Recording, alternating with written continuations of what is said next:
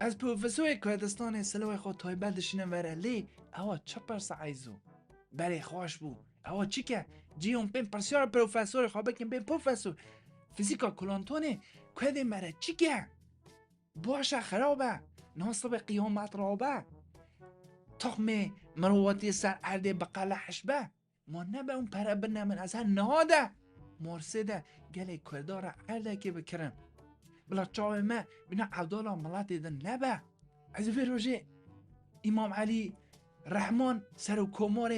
تاجیکستان مرا تیفون که گو پروفسور هم سپاسیا خواه گله کرده کن بدل من سپاسیا خوش ملات کرده رم کن چی گره؟ دبیجه ایزو هر کسی تاجیکستان ناز ند کرد سالا بار کرده من 40 میلیون جوره همه آلا تاجیکستانی بار وکن گو ایموجی آلا کردستان جمع خواست تشتی حسا مهمن نه ایزو ملات من چرد که حفظا چرد که زندانا تشتی حسا نه لازمه اما سر اینترنت ده همون دشت هیا نه دنیا تکنولوژی ده ایزو چیز بکنه سه مرواده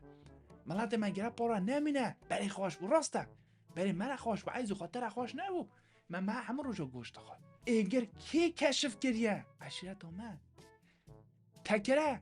من چه کریه ایزو جمنا بیجن وی دمه ده گوشت ماموت آمد خوار خلکی گوشت مشکاش نادستانت کرد خوده بنمال ما قاسی دولمندو دما حضرت نو کشتی خوانی حیوانی وانا همون که خودی کرن والله بله مدخواست امکان گرون آلجی بین کردستانه جا امکان دسته مدد چه نبو هم چندی بکن کردستانه را حیث ما نه دینازور کردستانه را چرا تخمه آن قلیا حش بو اجبر که هم کرد نوب نه یک اسکندر معظم وقتی تی گنده ما دلید که آسودا دوتما ما من یا باب 1200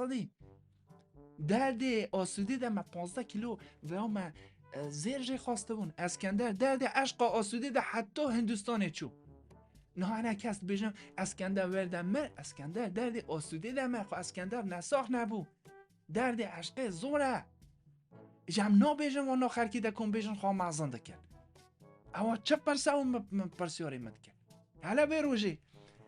تیفون خواه ما تماشا کرد او کیجی از فالو کربم از آن فالو که ما ایزو مشت فالو که مش گوت کردستان را تشکیدی کی تخوا چه حساب کی تم آن فالو کی